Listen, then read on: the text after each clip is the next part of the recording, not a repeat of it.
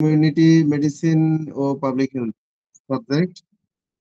আজকের টপিক হচ্ছে ম্যালেরিয়া ও টাইফয়েড সম্পর্কে আলোচনা করব। এখন বিষয়টা হলো যে অনেক রোগ থাকতে মানে এটা কেন বা আমি আরো কিছু রোগ নিয়ে আলোচনা করব। মূলত আসলে কমিউনিটি মেডিসিন ও পাবলিক হেলথে সংক্রামক ব্যাধি নিয়ে আলোচনার কিছু বিষয় আছে। তো এগুলো সংক্রামক ব্যাধি। তো আরো কিছু ব্যাধি আছে যেগুলো নিয়ে আমি বেশ কিছু ক্লাস থাকবে।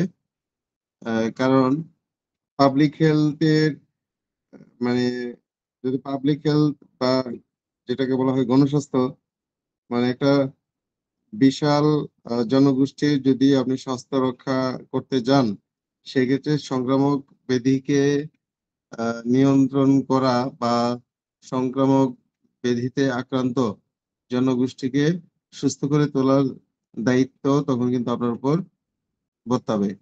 তো সেজন্য সংক্রামক ব্যাধিগুলা সম্পর্কেও আপনার ধারণা থাকতে হবে, যে ওই রোগগুলা কিভাবে ছড়ায় বা সেই ক্ষেত্রে কি ধরনের ব্যবস্থা নিলে রোগগুলা কম ছড়াবে বা মানুষ আক্রান্ত কম হবে, কিংবা আক্রান্ত হয়েই গেছে সেক্ষেত্রে চিকিৎসাটা কি ধরনের হবে, এই বিষয়গুলো সম্পর্কে ধারণা থাকতে হবে। এবং আমি শুরুর দিকে বলেছিলাম যে ডাক্তারি করতে গেলে তো আসলে অনেকগুলা ক্যাটেগরি আছে। একটা হচ্ছে আপনি জেনারেল প্র্যাকটিস করলে সব ধরনের চিকিৎসাই কম বেশি দিবেন। ১, ২ নম্বর হচ্ছে আবার যদি আপনি বিশেষজ্ঞ ডাক্তার হয়ে থাকেন, বিশেষজ্ঞ ডাক্তার মানেই হচ্ছে যে কোনো না কোনো বিষয়ের উপর আ স্পেশালিটি বা দক্ষতা বেশি থাকবে। এই যে যেমন অ্যালোপ্যাথি ডাক্তারদের মধ্যে থাকে না যে নাক কান গলা বিশেষজ্ঞ, গাইনি বিশেষজ্ঞ বা মেডিসিন বিশেষজ্ঞ এই ধরনের থাকে। তো এটা হোমিওপ্যাথিতেও থাকতে পারবে না এমন কোনো কথা নেই। বা আমাদের কিন্তু এই যে এইচডি সাধারণ হোমিও হাসপাতালেও কিন্তু আমরা যে অনলাইন চিকিৎসার জন্য আ ১৯ টারও বেশি চিকিৎসা বিভাগ রয়েছে। ওই আলোকেই কিন্তু সাজানো হয়েছে যে আপনার আ মানে বিশেষজ্ঞ বিভাগ। আ সেখানে যেমন গাইনি, নাক কান গলা, তারপরে ধরেন আ ডায়াবেটিস অথবা হৃদরোগ এভাবে আলাদাভাবে বিশেষজ্ঞ বিভাগ হিসেবে ১৯ টারও বেশি বিভাগ রয়েছে। আমি যে কথাটা আসলে বোঝাতে চেষ্টা করছি, যদিও একদম এই সাবজেক্টের ১ম দিকেও বলেছিলাম, যদি আপনারা মিস করে থাকেন সেজন্য আবার রিপিট করছি। সেটা হলো যে আপনি যদি জেনারেল ফিজিশিয়ান হিসেবে বা ডাক্তার হিসেবে চিকিৎসা প্রদান করে থাকেন, তাহলে আপনি হয়তো কম বেশি সব ধরনের চিকিৎসাই দিবেন। আ কিন্তু বিশেষজ্ঞ ডাক্তার হলে তো তখন হয়তো কিছু, কিছু নির্দিষ্ট বিষয়ের উপর আপনার দক্ষতা বেশি থাকবে এবং আপনি ওইগুলোরই প্র্যাকটিস বেশি করবেন। আর ঠিক একইভাবে আপনি যদি আ পাবলিক হেলথ এর ডাক্তার হয়ে থাকেন বা কমিউনিটি মেডিসিন এর ডাক্তার হয়ে থাকেন, তখন কিন্তু আপনার দায়িত্ব আরো অনেক বেশি। বেশি বলতে অ্যা এমনিতে প্র্যাকটিস করলে তো আপনি চেম্বারে বসে থাকবেন। আপনার কাছে যেই ধরনের রোগীরা আসবে সেই চিকিৎসা দেওয়ার চেষ্টা করবেন, চিকিৎসা দিবেন। কিন্তু যখন আপনি কমিউনিটি মেডিসিন নিয়ে কাজ করবেন বা পাবলিক হেলথ নিয়ে কাজ করবেন, তখন কিন্তু একটা বিশাল জনগোষ্ঠীর স্বাস্থ্য রক্ষার দায়িত্ব আপনার। মানে তখন ১ জন ২ জন না। এবং এই কমিউনিটি মেডিসিন বা পাবলিক হেলথ এর কিন্তু সেক্টর আছে এবং ওটা ৪ টা জোরালো সেক্টর। তার মধ্যে হচ্ছে মহামারীজনিত আ রোগে আক্রান্ত আ যে জনগোষ্ঠী সেটা একটা সেক্টর। আবার এই যে পরিকল্পনা, পরিবার পরিকল্পনা আ নিয়ে কাজ করে সেটা একটা সেক্টর আছে। মানে এ ধরনের ৪ টা সেক্টর কিন্তু আছে। তো এইখানে আমি যে আলোচনাগুলো করব, আ এগুলো হচ্ছে আসলে সংক্রামক ব্যাধি। মানে যে ব্যাধিগুলা আ সংক্রামিত হতে পারে এবং মানুষের জীবনের জন্য হুমকি। অ্যা এই ধরনের ব্যাধিগুলো নিয়ে আলোচনা করব। আজকে ২ টা ব্যাধির কথা বলছি। সেটা হচ্ছে ম্যালেরিয়া এবং টাইফয়েড। তো আপনারা অলরেডি ২ টা অ্যা রোগের নামই শুনেছেন, এবং হয়তোবা কম বেশি রোগের লক্ষণগুলো সম্পর্কেও জানেন বা এগুলোর ফলাফলগুলো জানেন। তারপরে আমি একটু ডিপলি আলোচনা করতে চাই। এখানে দেখেন আমার এই ফার্স্ট স্লাইডেই কিছু ছবি দেখানো হয়েছে। ছবিগুলো কিন্তু মিনিং আছে। দেখেন বাম দিকে উপরে কর্নারে যে ছবিটা ম্যালেরিয়া এবং একটা মশার ছবি আছে, তার মানে ম্যালেরিয়া রোগে আক্রান্ত হওয়ার জন্য এই মশা হচ্ছে একটা গুরুত্বপূর্ণ বাহক। অর্থাৎ মশার মাধ্যমে ম্যালেরিয়া জীবাণু ছড়াতে পারে। এছাড়াও আরো অনেক মাধ্যম আছে, তার মধ্যে এটাই হচ্ছে প্রধান মাধ্যম। তারপরে দেখেন ডান দিকে নিচে যে ছবিটা আছে, ওখানে দেখা যাচ্ছে যে মনে হচ্ছে এটা কোন একটা হসপিটাল হবে, এবং যেখানে প্রত্যেকটা বেডেই মশারি ঝুলানো আছে। এটা দিয়ে কিছুটা আন্দাজ করা যায় যে এখানে যারা রুগীরা আছে মশারির ভিতর আছে, তার মানে হচ্ছে যাতে ওনাদের ওই রুগীদেরকে মশা কামড়াতে না পারে, এটা একটা কারণ। আরেকটা হচ্ছে যে মশা কামড়ালেই বা কি হবে, মশা কামড়ালে যেটা হবে যে ওই মশা হয়তো এমনিতেই তো ওনারা হয়তো ম্যালেরিয়া রোগে আক্রান্ত, উম তার মধ্যে দেখা যাবে চিকিৎসা হচ্ছে, কিন্তু ওই মশায় কামড়ালে যদি ওইটার মধ্যে ম্যালেরিয়ার জীবাণু থেকে থাকে বা অন্য কোনো ওই ধরনের আহ সংক্রামক ব্যাধির জীবাণু থাকতে পারে, যেমন ডেঙ্গুর ইয়েও থাকতে পারে, তো সেটাও তো আবার নতুন ভাবে দেখা যাবে যে ওই রোগীর শরীরে চলে যেতে পারে। সেই জন্য প্রোটেকশন হিসেবে মশারি ব্যবহার করছে ওনারা। আবার বাম দিকে নিচের ছবিটা হচ্ছে বোঝা যাচ্ছে যে ছোট বাচ্চাটা জ্বরে আক্রান্ত। যাই হোক, এখানে এখন একটা কোন জ্বর হবে, কোন একটা জ্বর, সেটা ম্যালেরিয়াও হতে পারে, টাইফয়েডও হতে পারে, মানে কপালে হাত দিয়ে দেখতেছে গা গরম। তার মানে এখানে ছবিগুলো রিলেটেড, এই যে ম্যালেরিয়া এবং টাইফয়েড রোগের রিলেটেড ছবি এই প্রথম স্লাইডে। এখন আমরা যাই তার পরবর্তী স্লাইডে কি আছে। তাহলে আমাদের প্রথমতই জানা দরকার যে ম্যালেরিয়া রোগে যদি আক্রান্ত হয় একজন মানুষের মধ্যে কি কি লক্ষণ পরিলক্ষিত হয়, বা আমরা কোন লক্ষণগুলা দেখলে পরে অনুমান করব যে এই রোগীটা হয়তো ম্যালেরিয়া আক্রান্ত হয়েছে। এখন প্রথমত অনুমান করতে হবে, তারপরেই তো আমি শিওর হওয়ার জন্য আমার যা যা করার সেটা আমি করবো। আমরা দেখি ম্যালেরিয়ার লক্ষণগুলো সাধারণত সংক্রমণের 10 দিন থেকে 4 সপ্তাহের মধ্যে বিকাশ লাভ করে, মানে সাথে সাথেই কিন্তু লক্ষণ প্রকাশিত হয় না। মানে হয়তো জ্বর হয়েছে, নর্মাল ওষুধ সেবন করানো হচ্ছে, কিন্তু জ্বর হয়তো ওঠানামা করছে, এইভাবে 10 দিন চলে গেছে বা 10 দিনের পর আরো বেশি দিন চলছে, জ্বর কমছে না। এটা তখন হচ্ছে মূলত ম্যালেরিয়ার লক্ষণগুলো প্রকাশ পাবে। এবং প্লাজমোডিয়াম প্যারাসাইটের ধরনের উপর নির্ভর করে যা সংক্রমণের কারণ হয়ে থাকে। তার মানে এখানে একটা নতুন কথা শোনাচ্ছে, প্লাজমোডিয়াম প্যারাসাইট, মানে এটা আসলে একটা জীবাণু, যে এই জীবাণুর ধরনের উপরেই নির্ভর করবে যে আসলে মানে ওই রোগী কি ধরনের রোগে আক্রান্ত। আমরা কিছু লক্ষণ দেখি, কমন লক্ষণ, যেমন জ্বর তো এটা থাকবেই, সেই সাথে মাথা ব্যথা থাকবে, শরীর স্যার ঠান্ডা স্লাইড হয়ে আসে যাওয়া। না তো। হ্যাঁ, স্যার স্লাইড নাই তো দেখতেছি। শুনতে পাচ্ছি, স্লাইড নেই, না, তাহলে দেখা যাচ্ছে না? না আপনাকে দেখা এখন দেখা যাচ্ছে? না স্যার দেখা যাচ্ছে না। একটু শেয়ার দেওয়াই তো আছে, আমি দেখতেছি, আমি কিন্তু দেখতে পাচ্ছি। এখনো দেখা যাচ্ছে না? না স্যার স্লাইড আসতেছে না তো।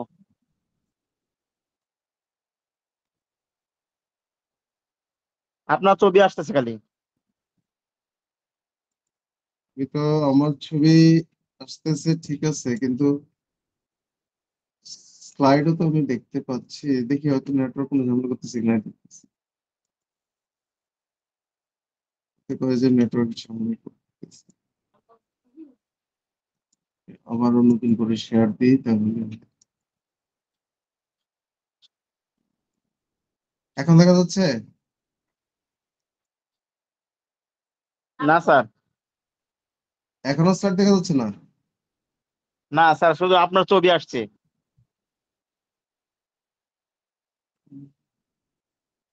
But আপনারা তো সংযুক্ত আছেন দুইজন, দুইজনই কি দেখতে পাচ্ছেন না? স্যার আমি দেখতে পাচ্ছি না, এখন কোহিনুর আপু কি দেখতে পাচ্ছে কিনা তা তো আমি জানি না, উনি একটু আচ্ছা, একটু ছাড়া দিলে ভালো হইতো। স্লাইড আপনি কি স্লাইড দেখতে দেখা পাচ্ছেন? যাচ্ছে তো, স্পষ্ট দেখা যাচ্ছে স্লাইড।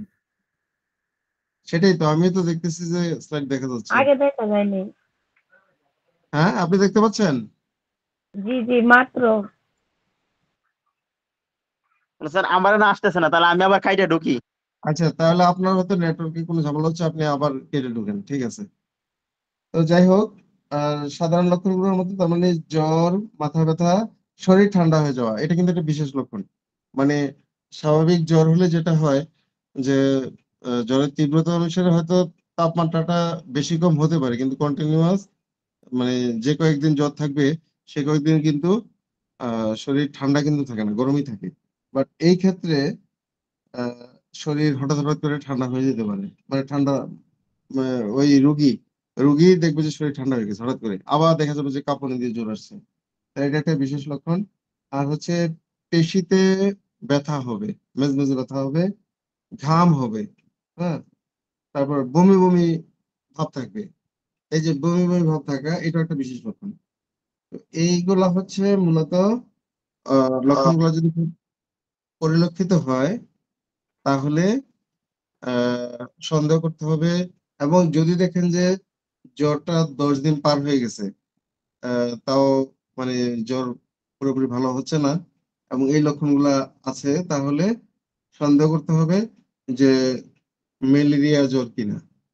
আহ এবং এটা সন্দেহ করলেন, কিন্তু সেটা হয়তো আপনাকে কনফার্ম হতে হবে। আচ্ছা, আরেকটু আগেই যেখানে বলা হচ্ছে যে সাধারণ লক্ষণগুলো ছাড়াও আরো নির্দিষ্ট কিছু লক্ষণ পাওয়া যায়, যেমন হচ্ছে পি ক্যালসিপিরাম, ম্যালেরিয়া, রক্ত স্বল্পতা বা রক্ত অল্পতা, শ্বাসকষ্ট, কিডনি ব্যর্থতার মতো জটিলতা সৃষ্টি করতে পারে। মানে মিলিয়ের মধ্যে এগুলো বিশেষ কিছু যে যদি পি ফ্যালসিপারাম ম্যালেরিয়া হয়ে থাকে, তাহলে মানে রোগীর মধ্যে অবসাদ, দুর্বলতা এগুলো দেখা দিবে। এগুলো কেন দেখা দেয়? এগুলো দেখা যাচ্ছে রক্ত স্বল্পতার কারণে। মানে হচ্ছে রোগীর হিমোগ্লোবিনের ঘাটতি দেখা দিতে পারে। হিমোগ্লোবিন সাধারণত একজন মানুষের মানে 13 পর্যন্ত থাকলে হচ্ছে আমরা স্বাভাবিক ধরে নিই, মানে 12-13 এরকম থাকলে। কিন্তু যদি দেখা যায় যে কমে 10 বা 9-8-এ চলে আসে, তখন কিন্তু রোগী প্রচন্ড দুর্বলতা ফিল করবে। এছাড়া শ্বাসকষ্ট দেখা দিতে পারে, কিংবা কিডনির সমস্যা দেখা দিতে পারে। কিডনির সমস্যাটা তো এমনি দেখা যায় না বাইরে থেকে। কি ধরনের সমস্যা হতে পারে? হয়তো দেখা যাবে যে রোগী প্রস্রাব করতে গেলে প্রস্রাবটা স্মুথলি হচ্ছে না, মানে হয়তো একটু আটকে আটকে থাকতেছে, অথবা একটু জ্বালা পোড়া ভাব আছে। তখন বুঝতে হবে যে কিডনির হয়তো একটু সমস্যা হচ্ছে। তাহলে এগুলো হচ্ছে পি ফ্যালসিপিয়ারাম ম্যালেরিয়া আক্রান্ত যদি হয়। আর পি ভিভাক্স এবং পি ওভালে ম্যালেরিয়া যদি আক্রান্ত হয়, সেক্ষেত্রে মজার ব্যাপার হচ্ছে কয়েক মাস বা বছরের মধ্যে ওই সিমটম গুলো হচ্ছে আবার রিপিট করবে। মানে জ্বরটা হচ্ছে হয়তো কয়েক মাস পর পর একই ধরনের জ্বর রিপিট করবে, কিংবা 1-2 বছর পর পর একই ধরনের জ্বর রিপিট করবে। এটা হচ্ছে যদি পি ভিভাক্স বা পি ওভেল ম্যালেরিয়া দ্বারা আক্রান্ত হয়। তো এছাড়া আরো কিছু গুরুতর জটিলতা সৃষ্টি হতে পারে, যেমন খিঁচুনি হতে পারে। মানে দেখা যাবে জ্বরের তীব্রতা বাড়লে মানে খিঁচুনি হবে পেশেন্টের, অথবা পেশেন্ট এমন অবস্থা হবে যে কোমায় চলে যেতে পারে, এরকম একটা অবস্থা হতে পারে। তারপরে অঙ্গ ব্যর্থতা হতে পারে, মানে হচ্ছে যে পেশেন্ট হাত পা নাড়াতে পারতেছে না, এরকম অবস্থা হবে, দুর্বল হয়ে গেছে পুরা। হ্যাঁ, ইভেন মারাও যেতে পারে, মানে এই ম্যালেরিয়া জ্বরে আক্রান্ত হলে। তো এই জন্য মানে যখনই আপনার একজন চিকিৎসক হিসেবে আপনার সন্দেহ হবে যে ম্যালেরিয়া কিনা, মানে কিছু লক্ষণের উপর ভিত্তি করে তখনই আপনাকে কনফার্ম হওয়া উচিত যে আসলে ম্যালেরিয়া কিনা। আপনি হয়তো লক্ষণের উপর ভিত্তি করে সন্দেহ করছেন, কিন্তু এটা কনফার্ম হতে হবে যে ম্যালেরিয়া কিনা, এবং ম্যালেরিয়া যদি হয়ে থাকে তাহলে উপযুক্ত চিকিৎসা প্রদান করতে হবে। আদারওয়াইজ যে কথাগুলো বললাম, যে অবশেষে রোগীর মৃত্যু হতে পারে। এখন কনফার্ম হওয়ার জন্য তো আসলে আমরা ক্লিনিক্যাল টেস্ট ছাড়া আর কনফার্ম হওয়ার কোনো উপায় নেই। হয়তো সিমটম দিয়ে 60-70% আপনি কনফার্ম হবেন, কিন্তু তারপরও যেটাকে বলা সাইন্টিফিক হয় যে ক্লিনিক্যাল টেস্টের মাধ্যমে আপনাকে রিপোর্ট দেখে কনফার্ম হতে হবে। আমরা তার আগে একটু জেনে নেই যে ম্যালেরিয়া আপনি কিভাবে প্রতিরোধ করবেন বা ঠেকাবেন কিভাবে। অর্থাৎ এগুলো কিছু সিজন থাকে বা যদি কোনো একটা এলাকায় দেখা যায় যে ম্যালেরিয়া রোগে আক্রান্ত হচ্ছে মানুষ, কিছু কিছু মানুষ, তখন কিন্তু ওই এলাকায় ম্যালেরিয়া জ্বর ছড়ায় যাওয়ার একটা সম্ভাবনা থাকে। কেন? আমি একটু আগেই বলেছি যে এটার একটা গুরুত্বপূর্ণ বাহক হচ্ছে মশা। হ্যাঁ? তো মশা যদি ম্যালেরিয়া জ্বরে আক্রান্ত রোগীকে কামড় দিয়ে এসে ধরেন আ আরেকজন সুস্থ মানুষকে কামড় দেয়, তাহলে তো ওই ম্যালেরিয়ার জীবাণু ওই সুস্থ মানুষের শরীরে যাবে, আবার সুস্থ মানুষও আক্রান্ত হয়ে গেল। তো সেজন্য আ ওই যে আমি তো ১ম এই বলেছি সংক্রামক ব্যাধি। সেজন্য কিছু প্রিকশন বা যদি আপনি সাবধানতা অবলম্বন করেন, তাহলে হয়তো আ এই সংক্রমণ থেকে অ্যা বেশ কিছু মানুষ রক্ষা পেতেও পারে আরকি। তো তার মধ্যে হচ্ছে আপনাকে ১ম এই হলো যে ওই মশা যাতে জন্মাতে না পারে বেশি, বেশি ডিম পেড়ে আ সেদিকে খেয়াল রাখতে হবে। অর্থাৎ কোথাও যেন আপনার বাসায় পানি জমে না থাকে। হ্যাঁ? প্রয়োজনে আপনি ঘুমানোর সময় মশারি ইউজ করবেন যদি মশার উপদ্রব বেশি দেখেন। হ্যাঁ? এছাড়া এখন তো মডার্ন যুগে আ অনেকে মশারি ইউজ করে না। মানে এটা হয়তো অভ্যাসগত কারণ, আবার অনেকে মানে অভ্যাসগত কারণেই যে মশারি ইউজ করলে দেখা যায় যে বদ্ধ ভাব মানে সহ্য করতে পারে না। আবার এটাও সত্যি যে বাতাস ঢোকে না। যাই হোক, সেজন্য আধুনিক যুগে আ স্প্রে বের হয়েছে। যে আপনি স্প্রে মেরে ঘুমালে হয়তো মশা আপনাকে আক্রমণ করবে না। স্প্রে ২ ধরনের। একটা হচ্ছে আপনি যদি রুম এয়ার ফ্রেশনার মতো মারেন, তাহলে হচ্ছে রুমে হয়তো মশা থাকবে না। আরেকটা হচ্ছে আপনার নিজের শরীরে আপনি স্প্রে মেরে ঘুমাতে পারেন। তখন হচ্ছে আপনার শরীরেও মশা বসবে না বা বসলে হচ্ছে মশা মারা যাবে। অলরেডি আমার এখানে ছবিতে আছে। হ্যাঁ? দেখেন ওই যে হাতের মধ্যে স্প্রে মারা হচ্ছে। আর আরেকটা ছবিতে আছে হচ্ছে আ যেটা সিটি কর্পোরেশন থেকে শহর এলাকায় ওই যে আ মশা নিধনের জন্য স্প্রে করা হয়। বিভিন্ন ড্রেন গুলাতে বা যেখানে পানি জমা থাকে, একটু গর্ত থাকে সেখানে, যাতে মশা ডিম পেড়ে ছড়াতে না পারে। আর এছাড়া সন্ধ্যা হওয়ার সাথে সাথেই ঘরের দরজা-জানালা বন্ধ করে ফেলতে হবে। আর আরেকটাই আছে ওই যে প্রতিরোধক জেল বা ক্রিমও পাওয়া যায়, যেটা আপনি আপনার হাত পায়ে মানে উন্মুক্ত যে জায়গাগুলো থাকে কামড় দেয়, ওইখানে আপনারা ইউজ করতে পারেন।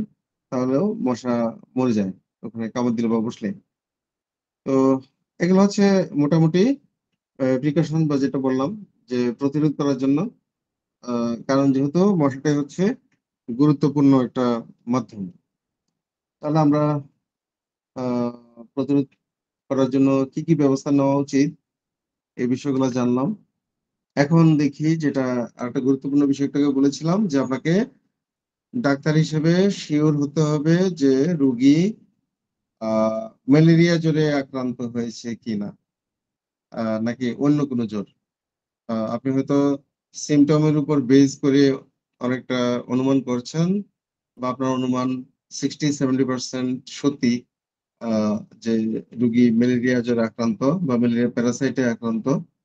তো সেজন্য আ আপনি কি ক্লিনিক্যাল টেস্ট এর মাধ্যমে বুঝবেন সেটাও তো জানতে হবে। কারণ পেশেন্টকে তো আপনি অ্যাডভাইস করতে হবে। তো একটা হচ্ছে রক্তের স্মিয়ার মাইক্রোস্কোপিক টেস্ট, মানে ম্যালেরিয়া প্যারাসাইটের উপস্থিতি শনাক্ত করার জন্য আ ওই যে ডায়াগনস্টিক সেন্টার গুলা পেশেন্টের শরীর থেকে রক্ত নিবেন এবং নিয়ে ওরা মাইক্রোস্কোপে টেস্ট করে আ দেখবে যে উনার শরীরে ম্যালেরিয়ার জীবাণুর উপস্থিতি আছে কিনা। তো ওইটাতে তো একটু সময় লাগে। আরেকটা খুব রেপিড টেস্ট আছে যেটা হচ্ছে ম্যালেরিয়া অ্যান্টিজেন শনাক্তকরণ টেস্ট। এটা কয়েক মিনিটের মধ্যেই হচ্ছে আ মানে বুঝে যাওয়া যায় যে ম্যালেরিয়ার জীবাণু আছে কিনা। এটা হচ্ছে RDTS বলা হয়। মানে আ ম্যালেরিয়ার অ্যান্টিজেন শনাক্তকরণ টেস্ট। তাহলে এই ২ টো টেস্টের মাধ্যমেই আপনি কিন্তু আ বুঝতে পারবেন যে ওই রোগীর জ্বর কি ম্যালেরিয়া জ্বর কিনা। এখন ধরেন ম্যালেরিয়া জ্বর, আপনি ডাক্তার হিসেবে রিপোর্ট দেখে নিশ্চিত হলেন যে ম্যালেরিয়া জ্বরে আক্রান্ত রোগী। তাহলে এখন তো চিকিৎসা দিতেই হবে, ম্যালেরিয়া চিকিৎসা। তো এখানে আমি আবারও বলছি যে ম্যালেরিয়ার একটা বিশেষ লক্ষণ হচ্ছে কাঁপুনি দিয়ে জ্বর আসবে। কাঁপুনি দিয়ে জ্বর আসবে। আর আরেকটা আমি অ্যাড করি, ম্যালেরিয়া জ্বরটা সাধারণত ভোরের দিকে বেশি আসে। ভোরের দিকে কাঁপুনি দিয়ে জ্বর আসবে, আবার দেখবেন যে সকাল ৯টা-১০টা বাজলে তখন জ্বর একটু ছেড়ে দেয় বা খুব তাপমাত্রাটা কমে যায় শরীরে। সারাদিন মোটামুটি ভালোই থাকে।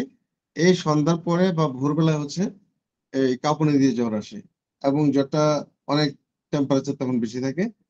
তো আমাদের হোমিওপ্যাথিতে সাধারণত যদিও আমরা সিম্পটমের উপর বেস করেই মেডিসিন নির্বাচন করে থাকি। আহ, সেই ক্ষেত্রে আবার কিছু মেডিসিন আছে যে বিশেষ কিছু রোগের এগেনিস্টে মানে প্রথমেই মাথায় চলে আসবে যে হ্যাঁ, এই রোগীটা হচ্ছে এই রোগের রোগী, তাকে মেডিসিন দিতেই হবে। এরকম কিছু কিন্তু মেডিসিন আছে আহ, যেগুলা মানে আপনার একেবারে সিমটম ধরে ধরে ওই ৮টা ১০টা সিমটমের সাথে মিলে আপনার নির্বাচন করার ব্যাপার থাকে না। এরকম কিছু মেডিসিন থাকে মানে মোটামুটি স্পেশালি আর কি, যে হ্যাঁ আপনি যখন নিশ্চিত হয়ে যাবেন যে এই রোগীটা হচ্ছে এই রোগের রোগী, তখন তাকে আপনার এই মেডিসিন দিতেই হবে। এরকম কিছু মেডিসিনও আছে। তো যাই হোক, এমনিতে আমরা বলি যে ম্যালেরিয়ার জন্য জেলসিমিয়াম, আর হচ্ছে আর্সেনিক এল, নাক্সভোম, ইউপোডিরাম পার্ক, সাধারণত এই মেডিসিন গুলা ইউজ করা হয়। তার ব্যতিক্রম যে মেডিসিন ইউজ করা হয় না তা না। ওই যে বললাম না যে পেশেন্টের সিমটমের উপর অনেক কিছু নির্ভর করে। তো জেলসেমিয়াম কখন ইউজ করবেন? যদি দেখা যায় যে পানি পিপাসা নাই বা পেশেন্ট হচ্ছে প্রচন্ড ঠান্ডা অনুভব করতেছে, সেই ক্ষেত্রে হচ্ছে জেলসেমিয়াম পেশেন্টকে দিতে পারেন। আর হচ্ছে মানে যদি দেখা যায় যে পেশেন্টের একটু শ্বাসকষ্টের মতো ভাব আছে, সেক্ষেত্রে আর্সেনিক অ্যাল দিতে পারেন। তারপর হচ্ছে জ্বরের তীব্রতার কারণে দেখা গেল পেশেন্টের ওই যে বমি বমি ভাবও হচ্ছে বা বমি হচ্ছে, হ্যাঁ, সেক্ষেত্রে পেটও একটু মনে হচ্ছে গ্যাস আছে, সেক্ষেত্রে নাক্স ভূমিকা দিতে পারেন। আর যদি শরীরে মেজমেজে ব্যথা, আমি কিন্তু যে কথাগুলো বলছি এগুলো একদম প্রথম দিকে যে সিমটমের মধ্যে অলরেডি ছিল, ম্যালেরিয়া রোগীর সিমটমের মধ্যে। তো সেই অনুসারে যদি মেজমেজে ব্যথা থাকে শরীরে, তাহলে ইপুটিরাম পার এই মেডিসিনটাও দেওয়া যেতে পারে। তাহলে আমরা মোটামুটি কিন্তু এখানে 4টা মেডিসিনের কথা বলেছি এবং 4টারই আমি সিমটম গুলো মিলিয়ে বললাম। আর এছাড়াও আমি তো বললাম যে যদি সিমটমে আরো নতুন কোনো সিমটম পাওয়া যায় বা ভেরিয়েশন থাকে, তাহলে সেক্ষেত্রে অন্য মেডিসিনও আসতে পারে। এতে কোনো বাধ্যবাধকতা নেই। তবে সাধারণত এই মেডিসিন গুলা লাগেই আর কি। কারণ যে সিমটম গুলা ম্যালেরিয়ার কমনলি আমি বললাম, ওই সিমটম গুলা থাকা মানে হচ্ছে মেডিসিন গুলো লাগেই। তো এখন থেকে যে ম্যালেরিয়া রোগীর চিকিৎসায় আহ খাবারের কোনো বাধ্যবাধকতা মানে নিষেধাজ্ঞা অথবা অ্যাডভাইস আছে কিনা, আসলে এরকম কোনো মানে ইয়ে নাই যে বিশেষ যে এটা খাওয়া যাবে না ওটা খাওয়া যাবে না, এই টাইপের কোনো বাধ্যবাধকতা নেই। তবে রোগী স্বাভাবিকভাবে মানে যেটা খেতে পারবে, যেহেতু জ্বর থাকে, যেটা খেতে পারবে স্বাভাবিক খাবার, সেটাই রোগীকে দেওয়া উচিত। তবে অবশ্যই ওই ঠান্ডা জাতীয় খাবার বা ফ্রিজের পানি এই টাইপের জিনিস না দেওয়াই ভালো, বা হাইপার টাইপের কোনো ফুড না দেওয়াই ভালো। যেটা সহজ পাচ্য বা স্বাভাবিক খাদ্য, রোগী খেয়ে হজম করতে পারবে বা রোগীর অন্য কোনো ধরনের সমস্যা হওয়ার সম্ভাবনা থাকবে না, এই ধরনের খাবার রোগীকে দেওয়াটাই ভালো। তবে দেখা গেছে আহ, যে ম্যালেরিয়ার চিকিৎসায় কুইনাইন জাতীয় মেডিসিন বেশ কার্যকর। তো কুইনাইন যে মেডিসিন, এটা হচ্ছে তীব্র মানে তিতা বা তিক্ত স্বাদযুক্ত, প্রচন্ড তিতা কুইনাইন মেডিসিন, এবং এটা ম্যালেরিয়ার কিন্তু উৎকৃষ্ট মেডিসিন। তো কাজেই আপনারা ডাক্তার হিসেবে আহ, এই টাইপের মেডিসিন আমাদের হোমিওপ্যাথিতে কি আছে সেটাও আপনারা অ্যাপ্লাই করতে পারেন যদি ম্যালেরিয়ার প্রকোপ অত্যন্ত বেশি হয়ে থাকে। তো ম্যালেরিয়ার জন্য অনেক কিছুই বললাম, বিশেষ করে সিমটম গুলো কি হতে পারে, কিভাবে সংক্রামিত হতে পারে, বা ম্যালেরিয়া সংক্রমণ থেকে বাঁচার জন্য আমাদের কোন ধরনের প্রিকশন নেওয়া উচিত, এবং আমাদের হোমিওপ্যাথি মেডিসিন আমরা কি কি মেডিসিন অ্যাপ্লাই করতে পারি সিমটম অনুসারে, এটা সবই বললাম। এখন আসি হচ্ছে আরেকটা গুরুত্বপূর্ণ ডিজিজ, যেটা টাইফয়েড। এবং এটা মারাত্মক একটা, মানে কি বলবো, ধ্বংসাত্মক ডিজিজও বটে। কারণ আমি শুরুতেই বলে নিই যে টাইফয়েড যদিও চিকিৎসা হয়, টাইফয়েড জ্বর, কিন্তু বেশিরভাগ ক্ষেত্রে দেখা যায় যে টাইফয়েডের রোগী সুস্থ হওয়ার পরও ওনার মানে ফুল বডির কোনো না কোনো অঙ্গে মানে প্রবলেম হয়ে যায়। আহ, এটা হচ্ছে টাইফয়েডের এফেক্ট হিসেবে। যেমন অনেকে দেখা গেছে যে টাইফয়েডে মানে টাইফয়েড থেকে সুস্থ হওয়ার পরও মানে কোনো একটা পা পঙ্গুত্বর দিকে চলে যায়, মানে হাঁটতে পারে না ঠিক মতো। অনেক সময় হাতের সমস্যা হয়, হাতে বল পায় না। অনেকে কানে শোনে না, চোখের সমস্যা হয়। ইভেন আমার আমার কিন্তু এখনো একজন পেশেন্ট আছে যিনি রিসেন্ট আমি ট্রিটমেন্ট দেওয়া শুরু করেছি। ওনার অনেক আগে টাইফয়েড জ্বর হয়েছিল, এবং উনি অ্যালোপ্যাথি ট্রিটমেন্টই নিয়েছে, টাইফয়েড জ্বর ভালো হয়েছে, ঠিক আছে। কিন্তু তারপর থেকে উনি টোটালি দুই কানে শুনতে পান না। তো আমার কাছে আসছেন রিসেন্ট, আসছেন বলতে 20-25 দিন আগে। উনি ওই যে দুই কানে শুনতে পান না। তো আমি হিস্ট্রি নিয়ে দেখলাম যে উনার মানে অনেক আগে টাইফয়েড জ্বর হয়েছিল। আহ, কারণ এমনিতে আমি অনেক কিছুই মানে টেস্টিং এ জানার চেষ্টা করেছি, আমি কোনো কজ পাইনি। পরে আমি যখন প্রশ্ন করলাম যে আপনার কখনো টাইফয়েড হয়েছিল কিনা, বলে হ্যাঁ আমার টাইফয়েড জ্বর হয়েছিল। এবং আমি দেখলাম যে এটা সত্যতা আছে যে ওনার ওই জ্বর উনি ট্রিটমেন্ট নিয়েছিলেন, অ্যালোপ্যাথি ট্রিটমেন্ট নিয়েছিলেন, এবং তখন কিন্তু ওনার কানে শুনতে পেতেন, মানে ঠিক ছিল। কিন্তু ওই অসুস্থতা থেকে ভালো হওয়ার পর উনি অল্প কিছুদিন পর থেকেই আর দুই কানে শুনতে পান না। তো আমি বুঝে ফেলেছি যে এটা আসলে ওই যে টাইফয়েডের একটা কি বলবো ধ্বংসাত্মক ব্যাপার, যে ওনার ওই যে দুই কানের শ্রবণ শক্তিটার উপর এফেক্ট করেছে। আমি এটা ট্রিটমেন্ট শুরু করেছি, এবং আজকে কিন্তু 20-25 দিন আগে আমি ট্রিটমেন্ট দিয়েছি। এবং আজকে ওই পেশেন্টের সাথে আমার মোবাইলে কথা হয়েছে। তো আমার ভালো লেগেছে যে উনি কিন্তু শুনতে পেতেন না। আমার কাছে যখন আসছেন তখন ওনার কথাগুলো আমি শুনেছি, বাট আমি প্রশ্ন করেছি, মানে অনেক পরে পরে উত্তর দিয়েছে, মানে শুনতে পাচ্ছেন না তো ঠিক মতো। বাট আজকে আমি মোবাইলে কথা বলেছি, উনি কিন্তু শুনতে পাচ্ছেন। মোবাইলে আমি যেটা জিজ্ঞেস করতেছি ওইটা রিপ্লাই করতেছেন, তার মানে তো উনি শুনতে পাচ্ছেন। তো এবং উনি নিজেই বলেছেন যে আমি 65 বা 70% এখন শুনতে পাই। তো আমি বুঝলাম যে না, ওনাকে যে ট্রিটমেন্টটা দিয়েছে এটা ইমপ্রুভিং আর কি, মানে কাজ হচ্ছে। তো এই কথাগুলো বললাম এই জন্য যে টাইফয়েড জ্বরটা কিন্তু যদিও এখন চিকিৎসা হয়, বাট এটার একটা ব্যাড সাইড হচ্ছে বেশিরভাগ মানুষেরই কোনো না কোনো অঙ্গের উপর কিন্তু একটা এফেক্ট ফেলে, মানে ওই অঙ্গের ফাংশনটাকে নষ্ট করে দেয়। তো সেই জন্য আপনারা এই ব্যাপারে কিন্তু খুব বিশেষভাবে সাবধানতা অবলম্বন করবেন। ইভেন টাইফয়েড জ্বরের কোনো পেশেন্টকে যদি ট্রিটমেন্ট দিতে হয়, সেই ক্ষেত্রেও কিন্তু আপনারা কনফার্ম হয়ে যে টাইফয়েড জ্বর কিনা সেটা কনফার্ম হয়ে কিন্তু তারপর ট্রিটমেন্ট দিবেন। কারণ টাইফয়েডের মেডিসিনও কিন্তু অত্যন্ত মারাত্মক। দেখা গেল পেশেন্টের টাইফয়েড জ্বর না, বাট আপনি টাইফয়েডের মেডিসিন দিলেন, সেটা কিন্তু খুব মারাত্মক। হ্যাঁ, তো এরকম কিছু কিছু ডিজিজের মেডিসিন আছে, যদি আপনি কনফার্ম না হন তাহলে সেটা মেডিসিন না দেওয়াই ভালো। আহ, আপনাকে কনফার্ম হতে হবে যে ওই ডিজিজে আক্রান্ত কিনা, আদারওয়াইজ ওই মেডিসিনের কিন্তু এফেক্ট আছে। তো সেই জন্য মানে টাইফয়েডের যদি সিমটম শুনে বা দেখে মনে হয় আপনাদের কাছে যে হ্যাঁ এই রুগীটা হচ্ছে টাইফয়েড জ্বরেরই রুগী, আহ, তাতেই কিন্তু আপনি শিওর হয়ে যাবেন না। প্রয়োজনে ক্লিনিক্যাল টেস্ট করাবেন, ক্লিনিক্যাল টেস্ট করে মানে ওনার টাইফয়েড হয়েছে কিনা সেটা নিশ্চিত হবেন। নিশ্চিত হয়ে তারপরে হচ্ছে টাইফয়েডের মেডিসিন অ্যাপ্লাই করবেন। মানে হয়তো দেখা গেল যে আপনার সিমটমের অনুসারে আপনার যে চিন্তা করেছেন সেটাই সঠিক, বাট তারপর যেহেতু আমাদের সেই সুযোগ রয়েছে, আমরা ক্লিনিক্যাল টেস্টের মাধ্যমে শিওর হতে পারি, কাজেই সেটা শিওর হয়েই তারপর ট্রিটমেন্টটা দেওয়া ভালো।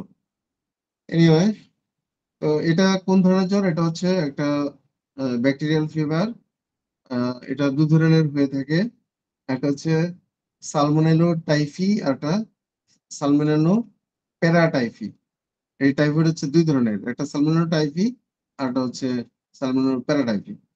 তো এখন সালমোনেলো টাইফি নামক যে ব্যাকটেরিয়া আছে, এটা শরীরে প্রবেশ করলে আহ জ্বর তো আসবেই, তখন সেটাকে বলা হয় টাইফয়েড জ্বর। আর যদি সালমোনেলো প্যারাটাইফি জীবাণুটা শরীরে প্রবেশ করে, তখন এটা হবে প্যারাটাইফয়েড। আপনারা হয়তো এই দুইটা জ্বরের নাম শুনেছেন, টাইফয়েড অথবা প্যারাটাইফয়েড, কিন্তু হয়তো আপনাদের জানা নাই যে আহ, কোন জ্বরটা আসলে কোন জীবাণুর কারণে হয়ে থাকে। তাহলে আজকে জেনে নেন যে সালমোনেলা প্যারাটাইফি জীবাণু যদি শরীরে প্রবেশ করে, তখন হচ্ছে প্যারাটাইফয়েড। আর যদি সালমোনেলা টাইফি এই ব্যাকটেরিয়াটা শরীরে প্রবেশ করে, তখন হবে টাইফয়েড জ্বর। তাহলে দুইটা জ্বর সম্পর্কে আপনারা জেনে গেলেন। এখন আসেন যে সিমটম গুলা কি, মানে কি সিমটম দেখলে জ্বরটা থাকবেই কমন, কিন্তু তার সাথে কোন সিমটম গুলা দেখলে আপনি টাইফয়েড সন্দেহ করতে পারেন। তাহলে আসা যাক যে এটা হচ্ছে জ্বর শরীরে থাকবে, এটা জ্বরটা ছেড়ে যাবে না, মানে জ্বর থাকবে থাকবে এবং এটা ক্রমশ তীব্রতা বাড়তে থাকবে। প্রথমে হয়তো 100 ডিগ্রি, তারপরে 101 ডিগ্রি, 2 ডিগ্রি, এভাবে করতে করতে 104 ডিগ্রি, ইভেন 5 ডিগ্রি পর্যন্ত কিন্তু যেতে পারে। তার মানে কি, এমন না, স্বাভাবিক জ্বর যেগুলা, এগুলা হয় কি যে জ্বর আসছে, তারপরে হয়তো আবার ছেড়ে দিছে, কিছুক্ষণ জ্বর ছিল না, আবার আসতে পারে, এরকম ভাবে কয়েকদিন ভোগায়। আর যদি টাইফয়েড জ্বর হয়ে থাকে, তাহলে জ্বর কিন্তু কন্টিনিউয়াস থাকবে, মানে টেম্পারেচার কমবে না, আস্তে আস্তে টেম্পারেচার বাড়তে থাকবে, ইভেন এটা 105 ডিগ্রি ফারেনহাইট পর্যন্ত যেতে পারে। সেই সাথে কি থাকবে, সেই সাথে পেটে ব্যথা হবে, মাথা ব্যথা হবে, ইভেন ডায়রিয়াও হতে পারে। আবার অনেকের উল্টাটা হতে পারে, যে কোষ্ঠকাঠিন্য হতে পারে। তারপর পেশেন্ট অত্যন্ত দুর্বল হয়ে যাবে।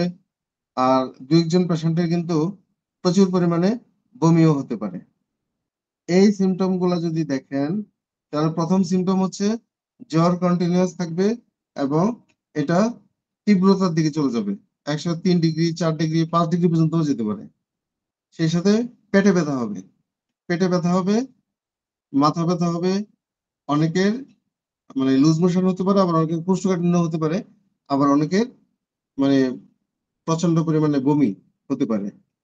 আর সেই সাথে আরো কিছু মানে জটিলতা যদি দেখা দেয়, সেটা হচ্ছে হতে পারে নিউমোনিয়া হয়ে যেতে পারে, হেপাটাইটিস বা লিভারের সমস্যা হতে পারে। আহ এই জটিলতাগুলো কিন্তু যাদের ইমিউন সিস্টেম উইক বা প্রতিরোধ ক্ষমতা কম, কিংবা দেখা গেল যে লিভার অতটা স্ট্রং না, কিংবা লাংস স্ট্রং না, ওনারা কিন্তু হয় নিউমোনিয়া অথবা হেপাটাইটিস ইত্যাদি প্রবলেমও দেখা দিতে পারে। আর আরেকটা কথা তো প্রথমে আমি বলে নিলাম যে টাইফয়েড জ্বর কিন্তু যে কোনো অঙ্গ প্রত্যঙ্গের উপর আঘাত করতে পারে, মানে অঙ্গ প্রত্যঙ্গের ফাংশনালিটিকে নষ্ট করতে পারে। তো ঠিক একইভাবে জেনে নেই যে আমরা টাইফয়েড জ্বরকে কিভাবে প্রতিরোধ করতে পারি। প্রথমত হচ্ছে টাইফয়েড জ্বরের আহ, মানে অ্যালোপ্যাথি মতে যেমন ভ্যাকসিন বা টিকা আছে, আহ, আমাদেরও কিন্তু ভ্যাকসিন আছে, অনেক ডিজিজের ভ্যাকসিন আছে। ভ্যাকসিন আছে মিন্স হচ্ছে আমাদের ভ্যাকসিনের ধরনটা তো ভিন্ন, মানে ইনজেকশনের মতো পুশ করতে হয় না।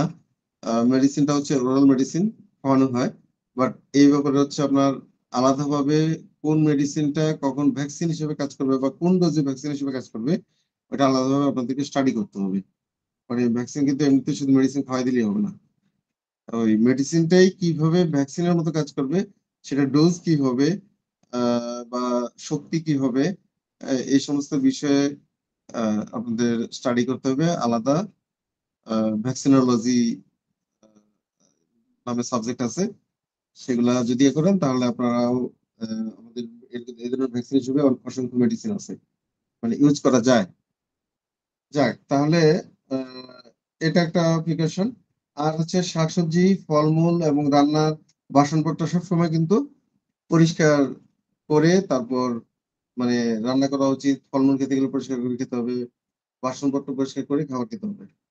আর হচ্ছে খাবার রান্না করলে ভালোভাবে সিদ্ধ যেন হয় সেদিকে খেয়াল রাখতে হবে, নতুবা ওই যে ব্যাকটেরিয়া বলেছি, ব্যাকটেরিয়া কিন্তু কিছু কিছু ব্যাকটেরিয়া আছে যেগুলা একটা নির্দিষ্ট তাপমাত্রা পর্যন্ত মারা যায় না। কাজেই আপনি যদি অল্প সিদ্ধ করেন তাহলে দেখা গেল ওই টাইফয়েড জ্বরের ব্যাকটেরিয়া যদি থেকে থাকে সেটা মারা গেল না এবং খাবারের মাধ্যমে আপনার শরীরে প্রবেশ করে গেল। সেই জন্য হচ্ছে রান্না ভালোভাবে করতে হবে বা সিদ্ধ যেন হয় সেদিকে খেয়াল রাখতে হবে। হাত ভালোভাবে ধুয়ে তারপর খাবার খেতে হবে এবং যারা ফোটানো পানি পান করেন তারা পানিকে পর্যাপ্ত পরিমাণে ফুটিয়ে পান করতে হবে। তবে ফোটানো পানির চেয়ে এখন আধুনিক যুগে অনেক ধরনের ভালো ভালো দামি পানির ফিল্টারও বেরিয়ে গেছে। সেই ফিল্টারও আপনারা ইউজ করতে পারেন, কারণ ফিল্টার কিন্তু দুইটা কাজ করে। একটা হচ্ছে পানির মধ্যে কিছু আপনার ইয়ে থাকে, ময়লা আবর্জনা বা ডাস্ট মিশ্রিত থাকে।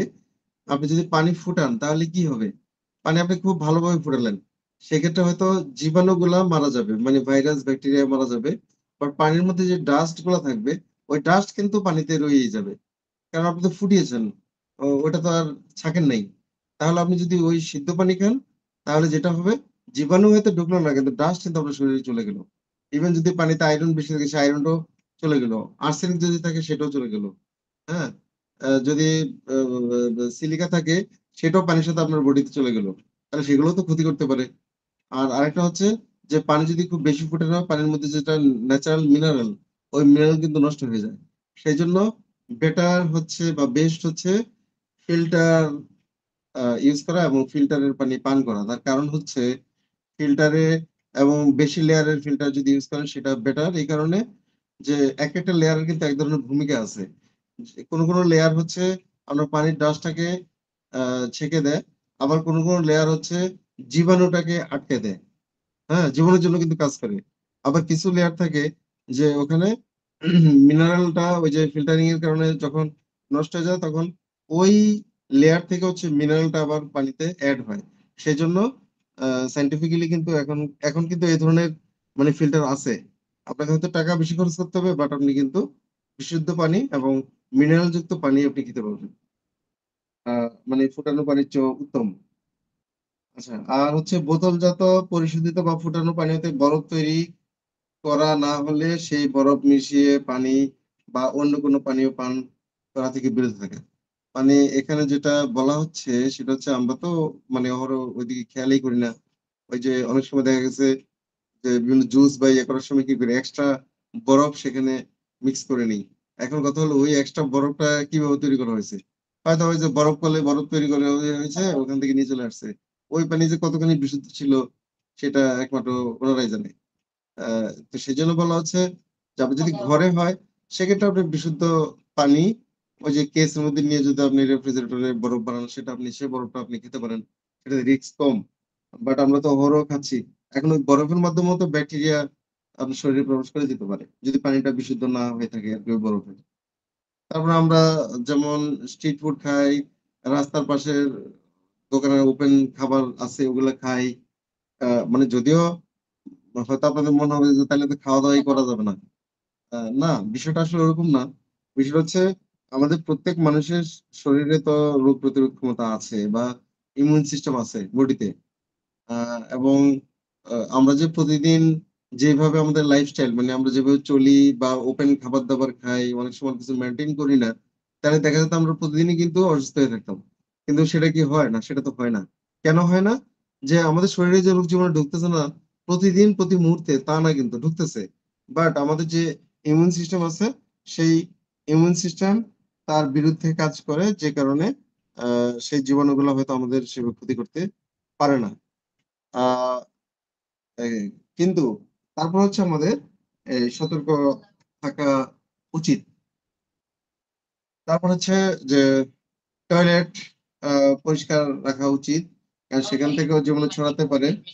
আর টয়লেট ব্যবহার করার পর আ আপনাকে যিনি ব্যবহার করবেন টয়লেট আবার ভালোভাবে পানি ঢেলে পরিষ্কার করে আসতে হবে। শিশু শিশুদেরকে বিশেষ করে টয়লেটের পর হাত ধোয়া বা পা পরিষ্কার করে আবার রুমে আসা ইত্যাদি এগুলা শিক্ষা দিতে হবে।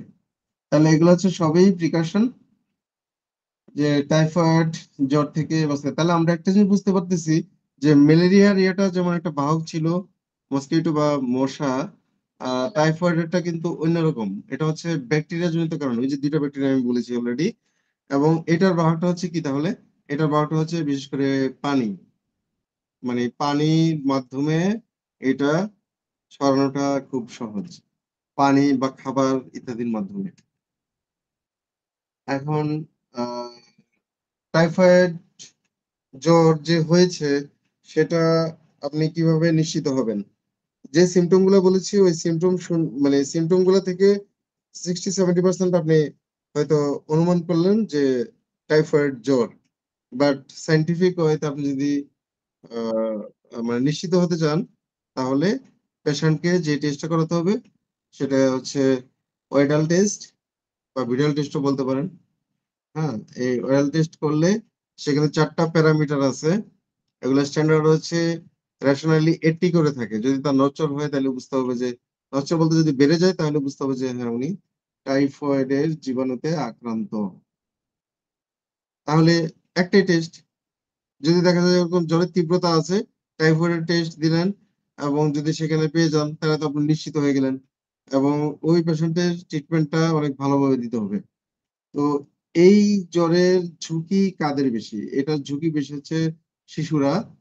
শিশুদের টাইফয়েড হওয়ার টেন্ডেন্সি খুব বেশি থাকে এবং ছোটবেলায় অনেকেরই টাইফয়েড হয় কিন্তু। এবং তখন দেখা গেছে প্যারেন্টসরা বা অভিভাবক যারা থাকেন ওনারা অতটা গুরুত্ব দেন না।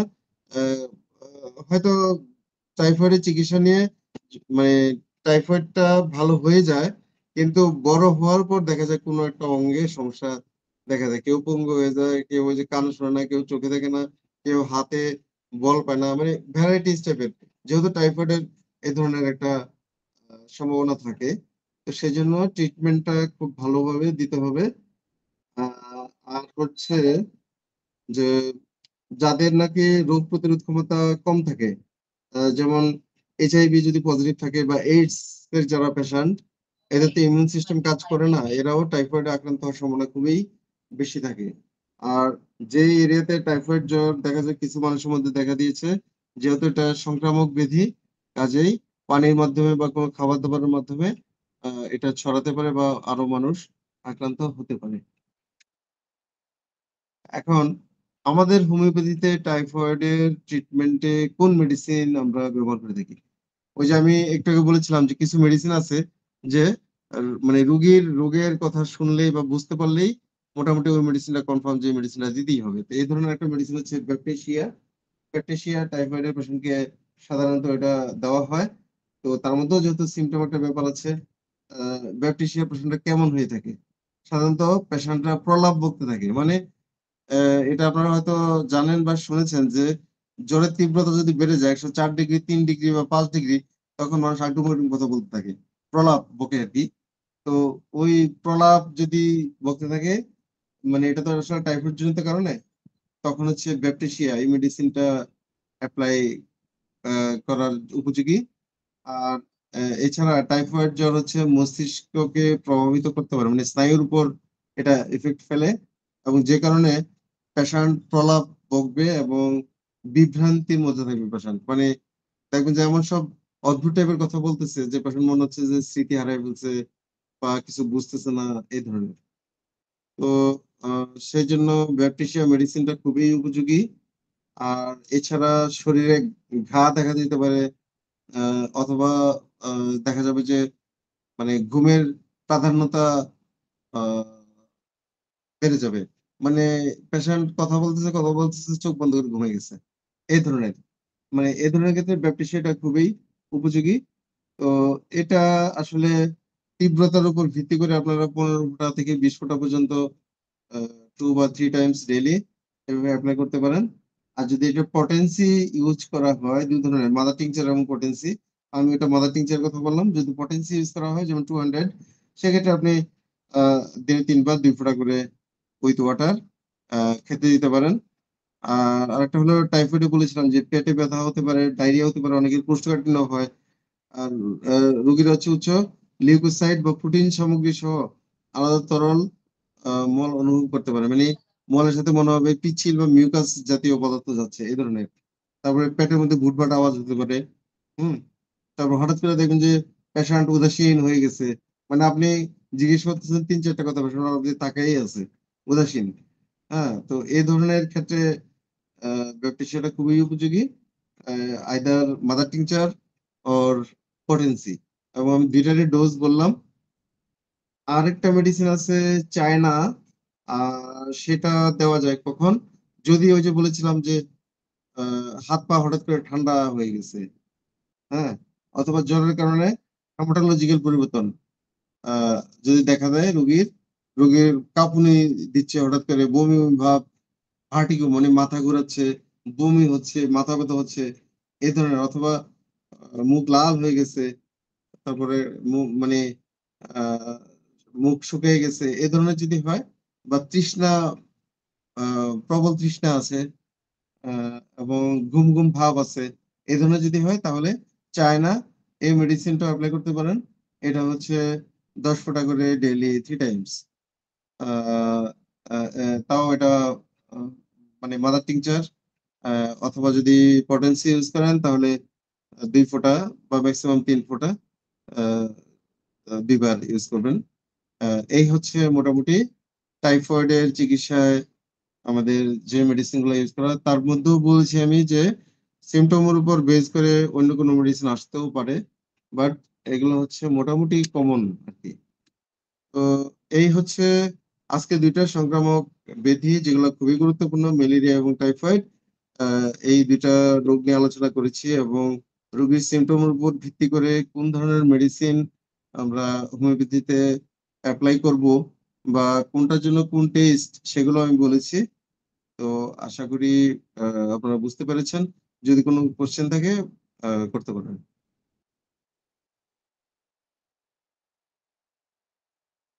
কোনো প্রশ্ন আছে?